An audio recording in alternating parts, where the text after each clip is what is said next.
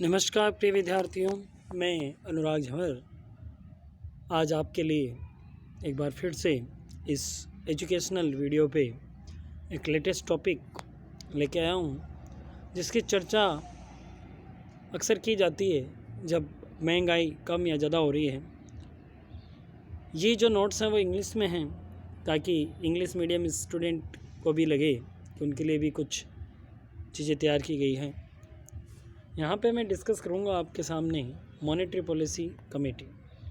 Monetary policy committee क्या है, इसका गठन कैसे हुआ था, इसके कार्य क्या हैं, ये सब हमको आज इस वीडियो में देखना है।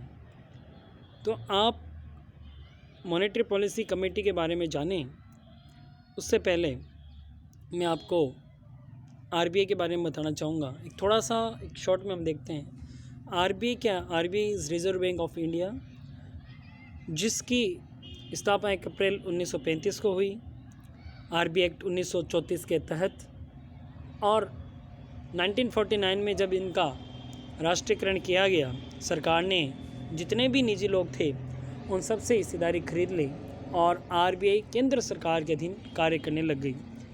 भारत में आरबीआई बैंकों का बैंक है, सेंट्रल बैंक है, भारत की केंद्रीकृत बैंक है, जो कि सारी बैंकों को नियंत्रित करती है और इसके साथ ही मॉनेटरी पॉलिसी, मौद्रिक नीति बनाती है, जिसके द्वारा मुद्रा के निर्गमन को नियमित व निर्गमित किया जाता है। तो मॉनेटरी पॉलिसी जो कमेटी बनी, सबसे पहले उर्जित पटेल जो कि डिप्टी गवर्नर थे आरबीआई के दैट टाइम, उन्होंने रिकमेंड की कि मॉनेटरी पॉलिसी में रिफॉर्म लाने के लिए मॉनेटरी पॉलिसी की कमेटी बननी चाहिए।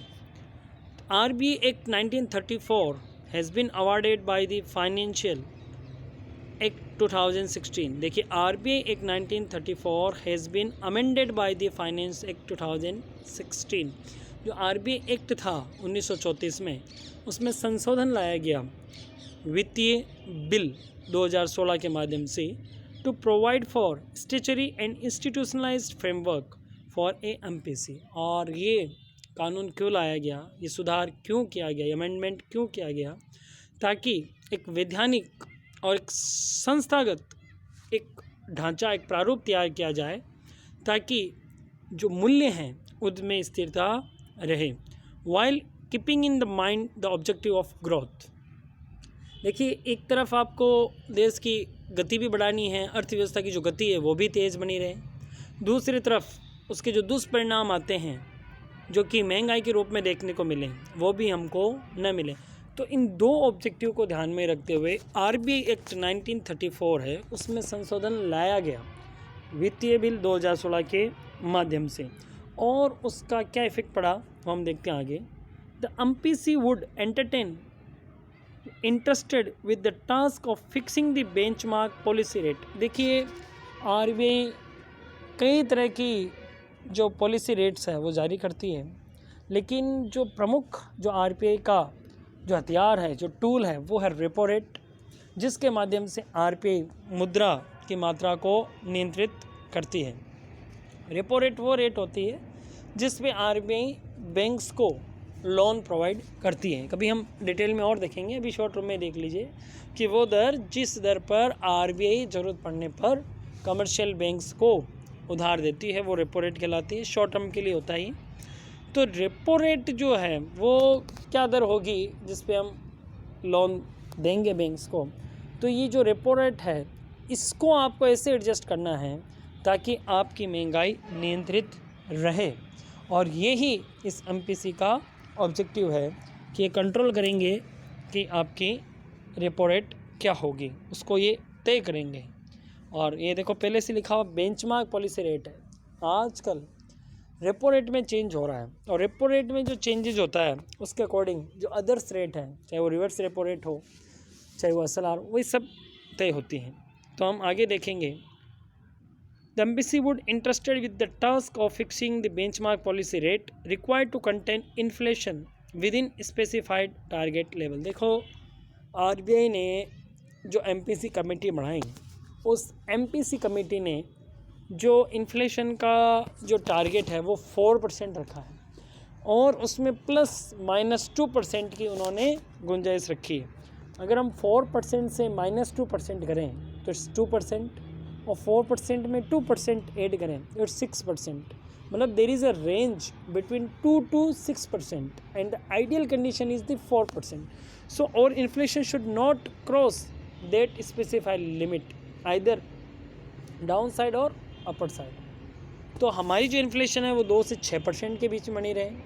हो सकता है शॉर्ट टर्म पीरियड के लिए, for an example for 3 month और 6 month it may exit, but repo rate का प्रयोग करते हुए आरबीआई विल बी, जो आरबीआई की एमपीसी कमेटी है, that will be the responsible, ये ही उसके लिए उत्तरदायी रहेगी अगर भारत में महंगाई बढ़ती है तो। अब ये यहाँ पे ये क्या करते हैं, इस हिसाब से रेपो रेट को डिसाइड करते हैं ताकि जो महंगाई की जो दर है वो एक जो टारगेट लेवल है 4% उसके आसपास रहे और देश की अर्थव्यवस्था को नुकसान भी न पहुंचे। देखिए सडनली कुछ ऐसे इवेंट्स हो जाते हैं जिनमें ऐसी कमेटियों को भी ढील देनी पड़ जाती है, और वो जो इवेंट्स होते हैं वो अनएक्सपेक्टेड होते हैं। Like we all know that we are facing कोविड-19 चैलेंज, जो कोरोना का जो चैलेंज है वो पूरी दुनिया फेस कर रही है। तो ऐसी स्थिति में ज़रूर ये जो समितियां चाहती हैं, जो टारगेट डिसाइड होते हैं उसमें थोड़ा सा फ्लेक्सिबिलिटी, थोड़ा सा लचीलापन लाना पड़ता है। बाकी नॉर्मल टाइम में इनका जो टारगेट है वो इसको रखते हैं। अब ये लोग क्या करते हैं, a committee based approach for determining the monetary policy will add lot of value. देखिए ये जो पॉलिसी है, ये जो एमपीसी है, वो टाइम टू टाइम मीटिंग करती है, कम से कम 4 बार साल में मिलेंगी और ये अपने डिसीजन को शो करते हैं। मतलब हर, आप ये समझ लीजिए लगभग 3 महीने बाद में ये लोग मिलते हैं, ये कमेटी मिलती है और जो करंट सिचुएशन होती है, जो फ्यूचर की जो एक्सपेक्टेशन होते हैं उसके हिसाब से निर्णय लेते हैं। The provision of RBI act relating to monetary policy have been brought into force through a notification gazette of India extraordinary on 27/6/2016। मतलब 27 जून 2016 को एक एक्स्ट्राऑर्डिनरी जो भारत का राजपत्र है उसमें असाधारण में ये छपा है और ये मॉनेटरी पॉलिसी कमेटी अपने अस्तित्व में आई है।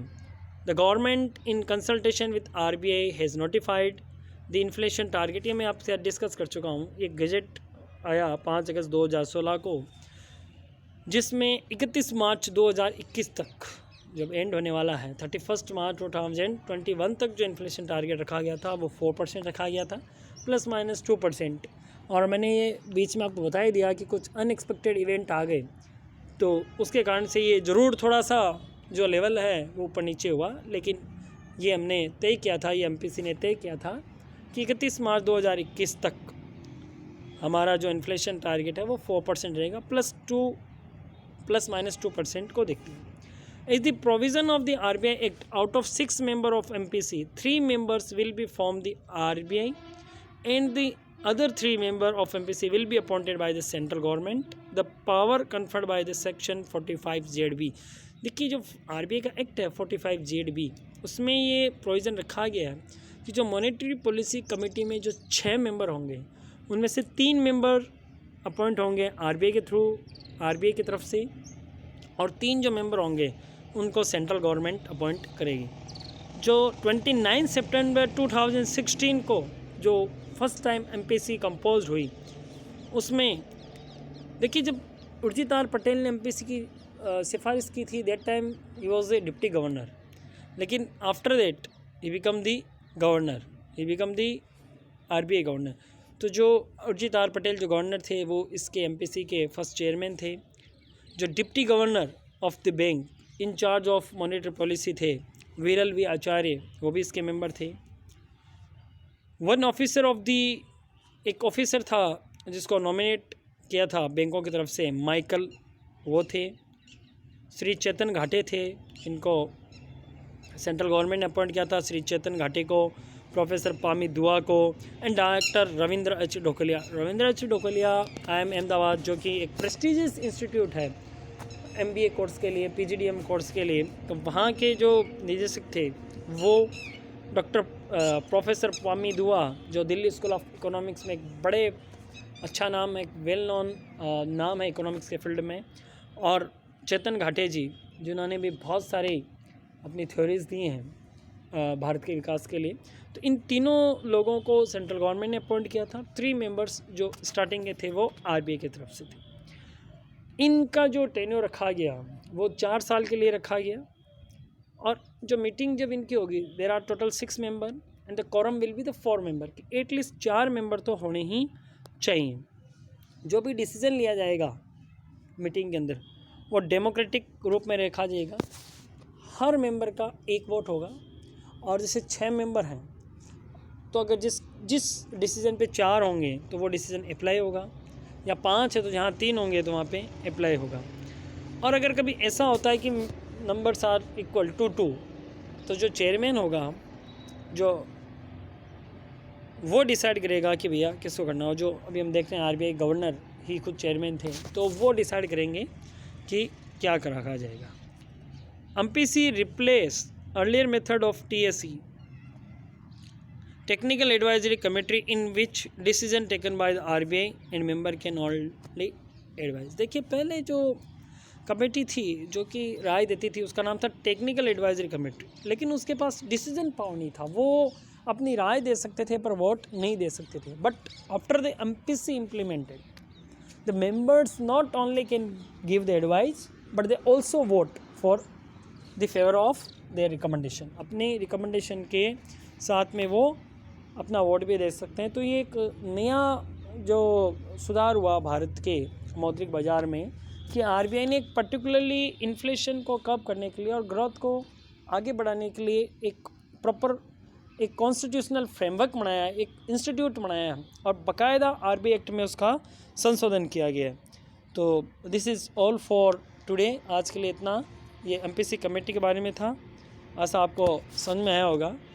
अब एक असाइनमेंट के रूप में आप करंट एमपीसी में कौन कौन से मेंबर हैं या इनमें से जो मेंबर हैं वो भी हैं या नहीं हैं, ये आप देखेंगे। और एमपीसी ने जितने साल कार्य किए हैं उसकी सक्सेस क्या है गूगल कीजिए, आपको मिलेगा। यूट्यूब पे वीडियोस हैं इससे रिलेटेड, वो भी आप देखें। और कोई इससे रिलेटेड कोई आपकी क्वेरीज हो तो you are free to ask me. Thank you.